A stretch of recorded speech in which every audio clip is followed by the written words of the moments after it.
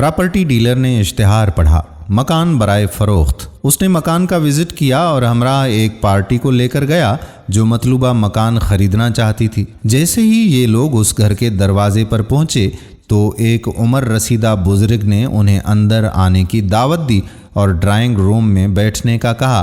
कुछ देर बाद एक उमर रसीदा खातून खाना चाय की ट्राली टेबल सजाए हुए उन लोगों की तरफ आ रही थी, जिस पर चाय के अलावा गाजर का हलवा, निम्को, बिस्किट वगैरह और कुछ मिठाइयाँ रखी हुई थीं। वो दोनों मियाँ बीवी हमारे सामने बैठ गए और हमें चाय नोश करने की इजाज़त देने लगे। मैंने उनसे कहा कि हमारी आज पहली मुलाकात है और हम मकान की बातचीत करने आए हैं और आपने इतना तकल्लुफ़ क्यों किया।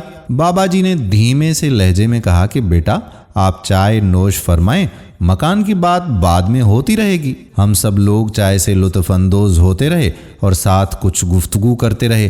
कुछ देर के बाद चाय वगैरह पीकर मैंने बाबा जी से पूछा कि आप मकान की बात करें, ये मकान आप कितने में देंगे? तो बाबा जी ने कहा कि मकान की कीमत 50 लाख रुपए है। मैं हैरान होकर बोला, बाबा जी, आपका मकान तो 30 लाख रुपए का भी नहीं है और आप 50 लाख रुपए मांग रहे हैं। हैरत की बात है, आपने हमें चाय पिलाकर हम पर एहसान किया है और मकान की कीमत भी बहुत ज़्यादा मांगी है, लिहाजा हमारा सौदा नहीं हो सकता।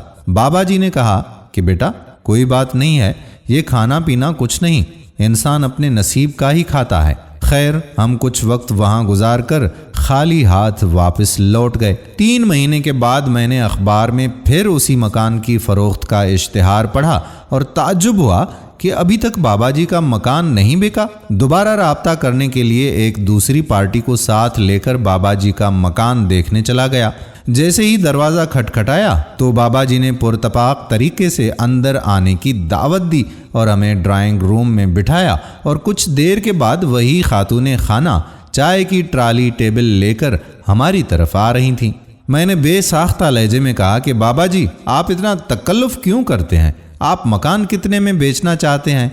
बाबा जी ने कहा कि आप चाय नोश फरमाएं, मकान की बात हम बाद में करते हैं। पहले की मर्तबा इस बार भी चाय वगैरह पीने के बाद कुछ गुफ्तगू हुई और बाबा जी से मकान की बात करना चाहिए तो बाबा जी ने फिर 50 लाख की डिमांड कर दी।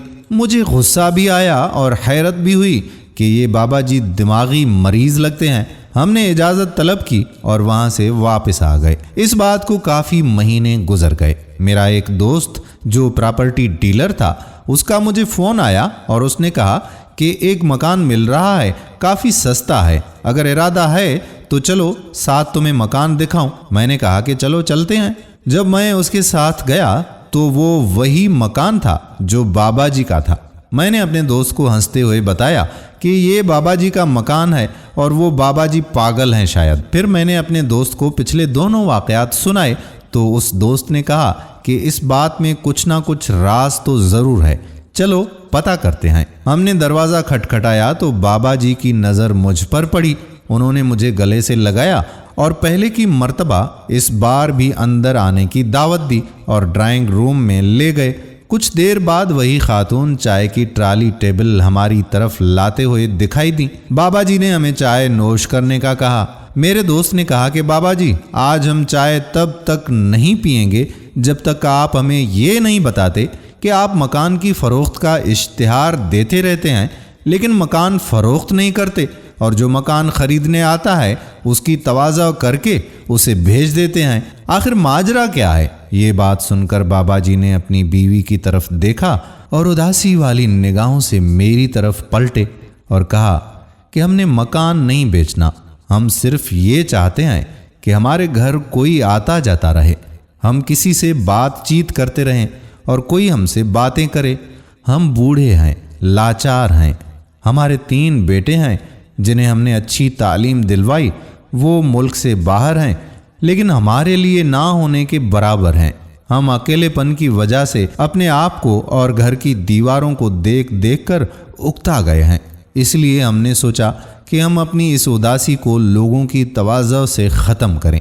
उनकी बातें सुनकर मेरा दिल पसीज सा गया और मैंने सोचा, बुढ़ापा और अकेलापन, इन दोनों चीज़ों के साथ ज़िंदगी किस कदर कठिन है। बाबा जी ने कहा कि बेटा, دنیا کی ضرورتوں کو پورا کرنے کے لیے سب کچھ پاس ہے، لیکن بڑھاپے میں اولاد کا سہارا ہی ساتھ دیتا ہے۔ بڑھاپے میں بوڑھے والدین کو آپ کے پیسے کی نہیں بلکہ آپ کی ضرورت زیادہ ہوتی ہے، لہٰذا اپنے والدین کو زیادہ سے زیادہ وقت دیں۔ انمول ہیں وہ لوگ جو دوسروں کے درد کو محسوس کرتے ہیں۔ اللہ تعالیٰ آپ کے والدین کو خوش و خرم رکھے، اور جن کے والدین اس دنیا سے گزر چکے ہیں اللہ تعالیٰ ان کی مغفرت فرمائے، ان کے درجات کو بلند فرمائے اور ان کی قبروں کو تا حد نظر وسیع فرمائے۔ آپ کے والدین کے صدقے اللہ تعالیٰ میرے والدین کی بھی بخشش فرمائے۔ آمین ثم آمین یا رب العالمین۔ دوستو ویڈیو پسند آئی ہو تو اس ویڈیو کو لائک کریں، نیچے دیے گئے کمنٹ سیکشن میں اپنے کمنٹس ضرور لکھیں اور اس ویڈیو کو آخر میں شیئر بھی ضرور کر دیں۔ آنے والی ویڈیو تک اپنے میزبان قادر بخش کلہوڑو کو اجازت دیجیے۔ اللہ حافظ۔